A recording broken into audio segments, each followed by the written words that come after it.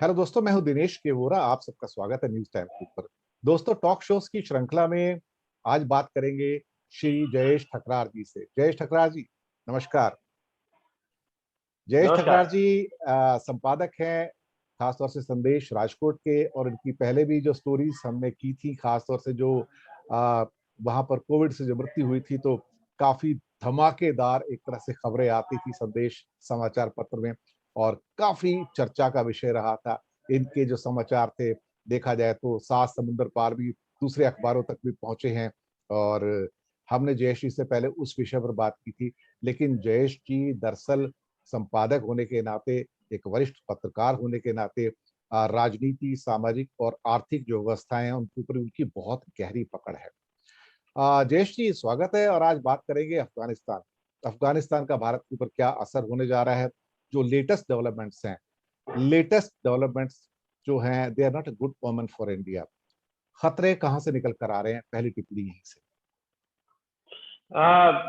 दिनेश जी, पहले तो मैं ये रक्षाबंधन के मौके पर सबको शुभकामनाएं देता हूँ। आपको और भी, सबको। एक तो ये बात भी होती है कि भारत की रक्षा हो। और जैसे अफगानिस्तान में हमने देखा है, इससे एक बोझ ये भी निकल के आता है कि लोगों को ये समझना चाहिए कि नेशन की सुरक्षा या तो नेशन की लीडरशिप कैसी होनी चाहिए। जी। अगर आपका लीडर ही देश छोड़ के भाग जाता है तो फिर उस देश की हालत क्या होती है। तो जी। कैसे कैसे लीडर को हमें चुनना चाहिए और देश के साथ कैसे जुड़ना चाहिए, ये एक मॉरल ऑफ द स्टोरी है। और आपके सवाल का जवाब मैं इस तरह से दूंगा कि पाकिस्तान, जो कि काफी समय से कूटनीति में हमसे पीछे था, मतलब लोग उनकी मजाक भी उड़ा रहे थे और हमारे जो परचम लहरा रहे थे पूरे वर्ल्ड में, जिस तरह से मोदी जी ने डोनाल्ड ट्रंप के साथ हाउडी मोदी किया, और जिस तरह से हमारे बहुत अच्छे रिलेशनशिप थे, जैसे कोई एक्शन पैक थ्रिलर की तरह की, मोदी जी सब जगह पर जा रहे हैं और छा रहे हैं। पर इनका रिजल्ट ये आया कि पाकिस्तान, जिनकी इकोनॉमी भी लुढ़क गई थी, और ऐसे हालात में एक लॉटरी लगती है पाकिस्तान को। अफगानिस्तान उनका पड़ोसी देश है, और हमने देखा है कि नाटो के महासचिव है, उन्होंने भी अभी ऐसा बोला है कि अफगानिस्तान में जो भी डेवलपमेंट हुए हैं उसमें पाकिस्तान को अब सबसे बड़ा रोल प्ले करना है। तो एक ऐसा देश जो हर बार इंडिया के लिए परेशानी का कारण है, अगर उनके हाथ में कितनी बड़ी बागडोर है, तो सबसे बड़ी चिंता का विषय तो यही है कि ये जो एक ऐसी सरकार अफगानिस्तान में बनने जा रही है जिनके ऊपर पाकिस्तान इजीली अपना प्रभाव डाल सकता है। और कुछ बातें ऐसी भी है कि तालिबान का जो राइज हुआ, वो भी पाकिस्तान उनके लिए बहुत बड़ा सेंटर था सबसे पहले, ऐसी भी बातें हो रही है। और जो शांति वार्ता तालिबान के साथ हुई, उनमें भी पाकिस्तान सबसे बड़ा प्लेयर था। तो जी। मतलब पूरा जो सीन अब क्रिएट हुआ है, उसमें पाकिस्तान को ज्यादा पता है क्या होने वाला था। और किंग मेकर जिनको कहते हैं, या तो जिनका इस पूरी मूवी का डायरेक्टर, जिसको अमेरिका को कह सकते हैं, सब वो जानता था, वो करने वाला था। पर पूरे सीन में ऐसा उभर कर आ रहा है कि शायद भारत को कुछ पता ही नहीं ना हो। भारत को एंड मोमेंट पे जैसे पता चला हो, या तो पता था पर भारत कुछ कर नहीं सकता था। तो ऐसे हालात अभी दिख रहे हैं कि हम, इतना टाइम हो गया दक्षिण एशिया का, हम बड़े डेमोक्रेटिक कंट्री है, फिर भी हम तालिबान के लिए एक लफ्ज भी नहीं बोल सकते हैं अभी। क्या वो टेररिस्ट है या तो टेररिस्ट नहीं है, क्या वो गवर्नमेंट है या तो गवर्नमेंट नहीं है, मतलब हम एक प्रतिक्रिया भी नहीं दे सकते। ऐसी सिचुएशन भारत की है। तो वेट एंड वॉच चल रहा है, ठीक है, ऐसे मामले में वेट एंड वॉच होता है। पर भारत एक इतना बड़ा देश है जिनको विश्व गुरु कहते हैं, छोटे छोटे देश भी बोल चुके हैं तालिबान के बारे में। कनाडा भी बोल सकता है, अमेरिका भी बोल सकता है, ताजिकिस्तान भी बोल सकता है। पर भारत के प्राइम मिनिस्टर अभी तक तालिबान के बारे में कुछ बोल नहीं सके हैं। तो मैं मानता हूं ये एक ऐसी विटंबना है कि खतरा इतना बड़ा है कि शायद खतरे के बारे में भी हम नहीं बोल सकते। 2015 की बात है, जब मोदी जी यूएई के अंदर बात कर रहे थे, तब उन्होंने गुड टेररिज्म और बैड टेररिज्म की बात की थी, न कि गुड तालिबान और बैड तालिबान की। और उन्होंने कहा था कि, और ये मोदी जी का एक हैबिट हो गया है कि वो कभी किसी कंट्री का ग्रुप का नाम नहीं लेते हैं। चाइना हो तो चाइना का नाम नहीं लेते, पाकिस्तान हो तो पाकिस्तान का नाम नहीं लेते, अमेरिका हो तो अमेरिका का नाम नहीं लेते, तालिबान हो तो तालिबान का नाम नहीं लेते।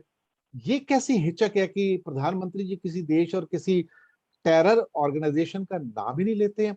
ये मेरी समझ से बाहर है जयेश जी।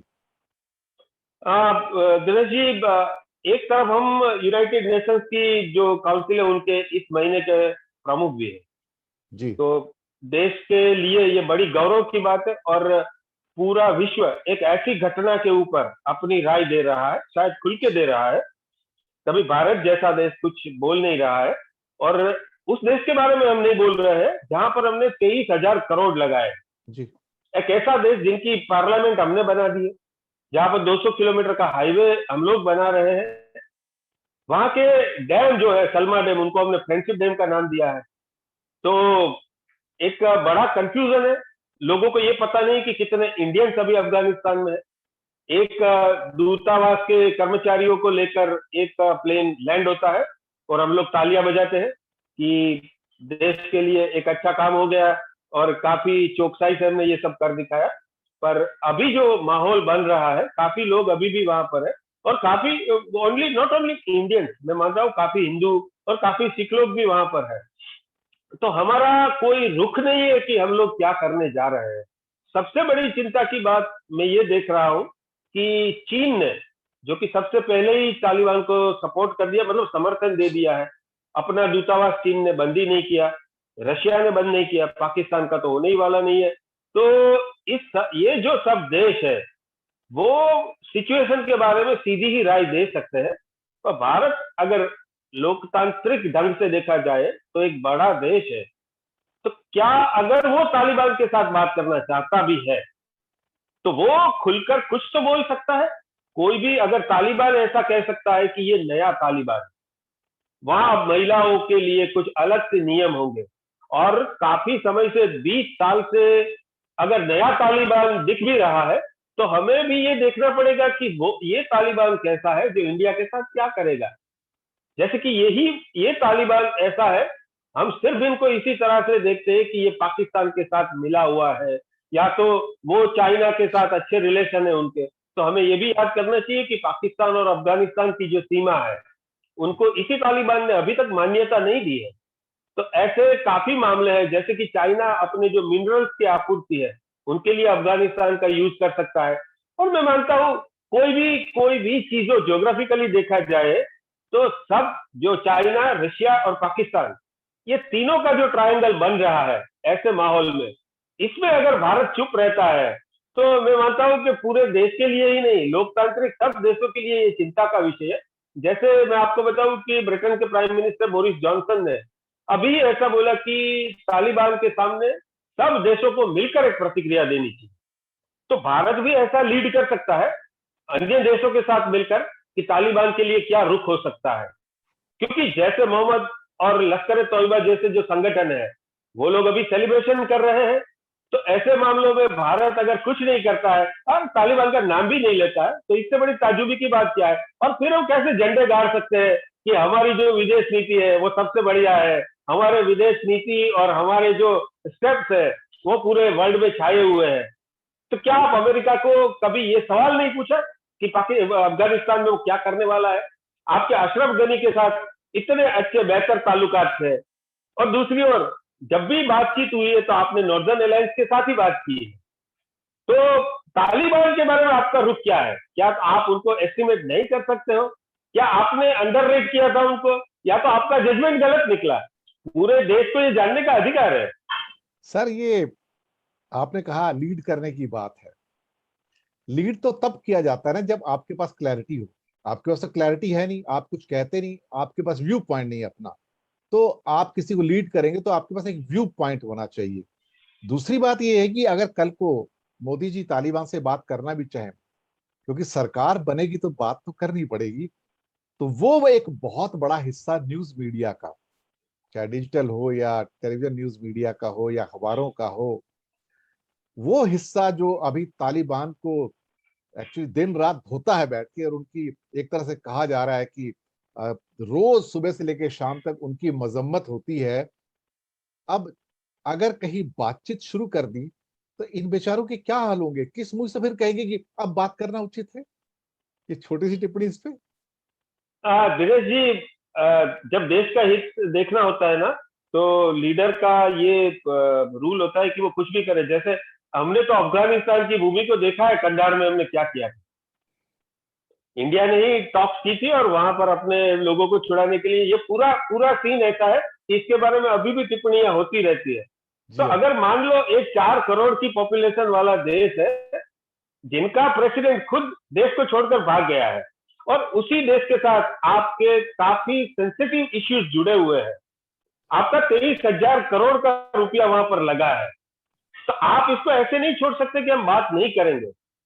कुछ भी कोई भी चीज को जानने के लिए बात करना जरूरी है। फिर आप खड़े होकर बोल सकते हो कि हमें ये ठीक नहीं लगा, पर बात नहीं करने का तो कोई मतलब नहीं है। और इसमें कोई छोटी या तो बड़ी बात नहीं, ये तो ईगो वाली भी कोई बात नहीं है। तो आपको वेट एंड वॉच करो, ठीक है, अभी देखो कि और इनके रुख क्या है।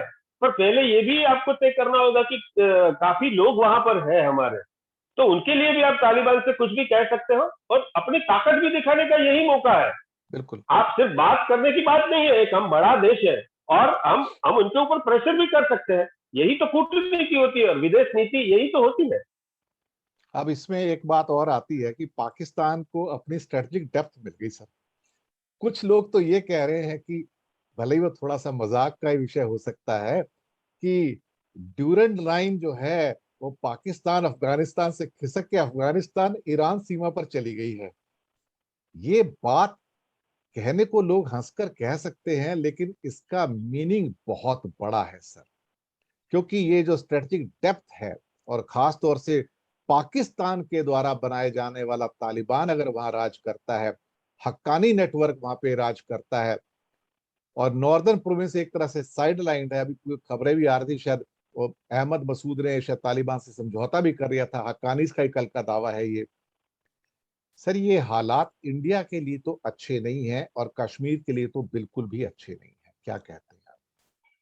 आपकी बात बिल्कुल सही है, और शायद हम इनको जितनी चिंता से देख रहे हैं, उनसे भी गहरी चिंता का विषय ये है, और भी गहरा हो सकता है। क्योंकि पाकिस्तान जो काफी समय से एक ऐसे ही मौके की तलाश में था। पाकिस्तान को ऐसे ही कोई मौके की तलाश थी जो उनको मिल गया है। और किसी को लेमैन को शायद पता ना हो, पर एक देश को और अपने इंटेलिजेंस को और हमारे विदेश मंत्रालय को तो ये पता होना चाहिए कि अमेरिका अगर अपने सैनिकों को वापस लेता है, तो तालिबान इतना जल्दी वहां पर गवर्नमेंट को कैप्चर कर सकता है, और फिर भारत को क्या करना चाहिए। पर मुझे लगता है कि अमेरिका के ऊपर इतना ब्लाइंड फोल्डेड हमने जो रिलाई किया, और जिस तरह से ट्रंप और मोदी जी के वो फ्रेंडशिप वाला जो मूवी जैसा हमने देखा, और काफी कुछ हमने उनके ऊपर रिलाई किया, पर हमको अभी तक ये पता नहीं चला कि आगे क्या होने वाला है। तो भारत के लिए तो एक तो, जिनको पता है ना हो उनको फिर से बता दें कि पाक ऑक्यूपाइड कश्मीर से ये बॉर्डर जुड़ती है, जो कि काफी सेंसिटिव है। और ये चाइना के लिए भी इतनी ही सेंसिटिव है भारत की वजह से। तो ये दोनों का अलायंस हो जाता है, और तीसरा रशिया। तो मैं मानता हूं कि मुझे लगता है कि ये तीनों देश अफगानिस्तान में हम साथ साथ है, ऐसा करके मूव करेंगे। और तालिबान उनके लिए जो भी उनकी फेवर करनी पड़ेगी वो करेगा। अगर ये पिक्चर होता है, इसमें अगर भारत कहीं पर भी अपने लिए जगह बना ले किसी भी तरह से, तालिबान ने जैसे बोला भी है कि हम हमारी जमीन का उपयोग करने नहीं देंगे। और मैं आपको ये बात भी बताऊं कि नया तालिबान जो अभी वो बार बार कह रहे हैं, ये मुजाहिदीन वाला स्टोरी और जो जागृति वाला स्टोरी और आधुनिकता वाली स्टोरी, ये सब स्टोरी में अगर भारत अपनी ओर से कुछ भी अपनी जगह बना ले, तो मैं मानता हूं वो अपने लिए वो सुरक्षा हो जाएगी। पर ये है बहुत बड़ी मुश्किल बात, क्योंकि तालिबान के ऊपर अभी तो कोई भरोसा नहीं कर सकते। पर अगर भारत की विदेश नीति में कुछ चमत्कार करने की गुंजाइश है, जो अभी तक तो कुछ नहीं दिख रहा है, शायद अभी तो बोलने की भी कोई बात नहीं हुई है, तो कोई आशा का ऐसा किरण नहीं लग रहा है कि हम किस दिशा में जा रहे हैं। सर ये एक्चुअली तालिबान नेटवर्क पाकिस्तान के द्वारा बनाया गया, हक्कानी नेटवर्क जो ड्रेडेड है, बिल्कुल खूंखार है, वही पाकिस्तान के द्वारा बनाया गया। और दोनों अलग थे। 1995 में इन दोनों को मिलाने वाला भी ISI था। और अब मुल्ला अब्दुल गनी बरादर जैसा व्यक्ति, जिसकी अब ऑलमोस्ट कंफर्मेशन होने जा रही है शायद राष्ट्रपति होने के नाते, और जलालुद्दीन का बेटा सिराजुद्दीन हक्कानी और उसका भाई Anas Haqqani, he is touted to be the vice president of. अब तालिबान ISI की पैदाइश है, हक्कानी ग्रुप ISI की पैदाइश है। अब्दुल्ला गनी बरादर को लंबे टाइम तक पाकिस्तान की जेल में रखा गया और बाद में अमेरिका के दबाव के बाद उसको कतर भेजा गया ताकि वहां से नेगोशिएट किया जा सके। सर ये तो अफगान गवर्नमेंट तो है नहीं वहां पर, ये तो बेसिकली पाकिस्तान की सरकार है वहां पे। अगर हक्कानी चलाएंगे और तालिबान चलाएगा तो ये तो डायरेक्टली कहा जाए तो सरकार तो ISI की है सर। और जब ISI की सरकार है और उन्हीं के अंडर में उनके लड़ाके भी हैं, वेपन्स उनके पास है जो अमेरिका छोड़ के गया है, तो फिर वो एक क्या कहते हैं कि फिर तो डूरन लाइन तो बचती नहीं बीच में, फिर तो कभी भी आएंगे, इधर पश्तून उधर पठान, बात तो एक ही है। तो कब निकल के वो जरा सा रास्ता तय करेंगे 100 200 500 किलोमीटर का और वो वैली में पहुंच जाएंगे, तब कौन रोक पाएगा उनको। ये तो, और अगर अभी भी सरकार इसको खतरे की घंटी नहीं समझ पा रही है तो और बातचीत नहीं करना चाहती है, तो फिर वो पूरा का पूरा अफगानिस्तान को पाकिस्तान और चाइना रूस के हाथ में सौंपने वाली बात हो जाएगी। और कहीं ना कहीं भारत में अमेरिका के ऊपर ओवर रिलायंस करके शायद रशिया को नाराज किया है। रशिया शायद इसीलिए अब चाइना और पाकिस्तान के विंग में है, भारत को अपने हथियार बेचता है, लेकिन कहीं ना कहीं आज वो ओपन सहयोग जो सपोर्ट होती है वही नहीं मिलता है। ठीक है, दोहा में इंडिया को रशिया को हाथ जोड़ने पड़ेगी, हमको दोहा मीट में बुलाओ, अदरवाइज इंडिया को तो मीट में बुला भी नहीं रहे थे, और बुलाने के बाद भी इंडिया एक तरह से आउटसाइडर रहा वहां पर देखा जाए तो। ये जो दोहरा घालमेल हो रहा है, एक तो पाकिस्तान की सरकार समझो अफगानिस्तान के अंदर तालिबान और हक्कानी की, ऊपर से रशिया का नाराज होना, ओवर रिलायंस ऑफ अमेरिका जो कि एक तरह से इंडिया को डार्क में रखा गया उसके द्वारा। हम तो क्या, हमारी विदेश नीति क्या कर रही थी, हम सो रहे थे क्या सर? हमने इतने ब्लंडर किए कैसे हैं सर जो पहचान नहीं पाए? दिनेश जी, जंगल में मोर नाचा किसने देखा, जैसे हम लोग रोज भाषणों में विश्व गुरु कहते रहते हैं, पर इंडिया के बाहर जाके कभी पूछा किसी को कि हम विश्व गुरु है कि नहीं? कोई हमें बुलाता है कि भी नहीं? क्या अगर हम बड़े बड़े फोटो छपवाते हैं, बड़े बड़े फोटो सेशन करते हैं, पर क्या कभी पूछा कि कोई भी बड़ा टॉक हो रहा है जिनसे जिनसे इंडिया का इंटरेस्ट जुड़ा हुआ है, कोई हमारी पूछता नहीं है। रशिया को अगर हमें कहना पड़ता है कि भाई साहब हमें बुला लो, तो ये भारत के लिए सबसे बड़ी नॉलेज ही है। कॉमन मैन को शायद ये पता नहीं है, पर ये पूरा जो फॉर्मेशन हुआ तालिबान का, जो डेवलपमेंट हुए, वो कॉमन मैन को शायद पता नहीं हो सकते, पर विश्व के सभी देशों को ये पता था कि ये होने वाला था। और ये होने वाला था, इनमें अगर जापान का कोई इंटरेस्ट नहीं हो सकता, जर्मनी का इंटरेस्ट नहीं हो सकता, या तो स्पेन का नहीं हो सकता, पर हम तो उनके ऐसे नेबरिंग स्टेट कंट्री है जिनके ऊपर खतरा हो सकता है। ये कोई फुटबॉल की मैच तो है नहीं कि आप हार गए और बात खत्म हो गई। अगर इनको पहले से ही रोका नहीं गया होता, या तो इसी टॉक्स में या तो इसी पूरी जो गतिविधि है उनमें हमने पहले से वाइटल रोल नहीं लिया होता, तो शायद चित्र कुछ अलग हो सकता है। पर मैं अब भी कहता हूं कि ये जो हमारी विदेश नीति है, इन्होंने अभी तक जो भी किया है, पर अब वो अगर ऐसा ही करेंगे तो इनको जो भुगतने का जो टाइम है वो बहुत नजदीक आ सकता है। क्योंकि जो सरकार अफगानिस्तान में बन रही है, कहने तो वो तालिबान की सरकार है, पर मैं मानता हूं कि ये पाकिस्तान की सरकार तो है ही है। इनको रिमोट से चीन भी चला सकता है, रिमोट से रशिया भी चला सकता है, और उनमें जैसे कोई होम मिनिस्टर होता है या तो फॉरेन मिनिस्टर होता है, वो जैसे मोहम्मद जैसा हो सकता है। तो ऐसे ऐसे लोगों के हाथ में गवर्नमेंट है। और हमारा एक तो बहुत बड़ा जो जिनको हम दुनिया का स्वर्ग कहते हैं, ऐसा हिस्सा उनसे जुड़ा हुआ है। तो भारत के लिए अभी जो भी करने का समय है, भारत के लिए शुरू हो चुका है। तो भारत अगर ऐसे माहौल में कंफ्यूजन में रहता है, तो मैं मानता हूं कि ये अभी से ही कूटनीति की एक बड़ी हार है। बिल्कुल सही कहा आपने। दर्शक मित्रों, ये था एक छोटा सा प्रोग्राम अफगानिस्तान के ऊपर जयेश ठकरार जी के साथ, जो कि एडिटर हैं संदेश राजकोट के, गुजरात का सबसे प्रतिष्ठित सबसे बड़ा पेपर। और जयेश जी, जाने से पहले कोई आखिरी टिप्पणी आप दर्शकों के लिए करना चाहें? मैंने पहले ही कहा कि अफगानिस्तान में से पूरे देश को ये बोझ लेना चाहिए कि आप अपने लीडर को जब चुनते हो तो लीडर को ऐसे लीडर को चुनना चाहिए कि जो पैसे लेकर खुद ना भाग जाए, वो जो सिर्फ अपने इंटरेस्ट के लिए देश को ना छोड़ दे। और सबसे बड़ी जो एसेट होती है वो नेशन की होती है। अगर आपके पास करोड़ों रुपए के मकान है, जायदाद है, पर अगर आपका लीडर ठीक नहीं है या तो आपकी गवर्नमेंट ठीक नहीं है, तो सभी जायदाद को छोड़कर आपको जान बचाने के लिए भागना पड़ सकता है। तो सभी देशवासियों को रक्षाबंधन के मौके पर ये जरूर कहूंगा कि अपनी आंखें खुली रखें और देश की रक्षा में सब अपने हिस्से का जो भी काम है उनसे सहयोग। बिल्कुल सही कहा आपने, और हमारे चैनल की ओर से सभी दर्शकों को और जयेश भाई को भी, उनके परिवार को रक्षाबंधन की बहुत बहुत मंगल कामनाएं हैं। और ईश्वर करे आप अपने आप को सुरक्षित रखिए, और अफगानिस्तान की तरह यहाँ अपनी बहनों को जरूर सुरक्षा प्रदान कीजिए, और कोई ऐसा माहौल ना बनने दें जिससे कि जो देश के दुश्मन हैं वो हमारे ऊपर हावी हो जाएं या हमारा नुकसान करें। आंखें और कान खुले रखिएगा, जागरूक नागरिक बनिएगा, बस यही हमारा आपसे एक आग्रह है। तो इन्हीं शब्दों के साथ मैं लेता हूं आपसे विदा, और जयेश जी का करता हूं बहुत बहुत धन्यवाद, और फिर आगे धन्यवाद। जल्दी मुलाकात होगी। दर्शक मित्रों, मिलते हैं इसके बाद नए मुद्दे पर, नए मेहमान के साथ जल्दी मुलाकात होगी। धन्यवाद आप सबका।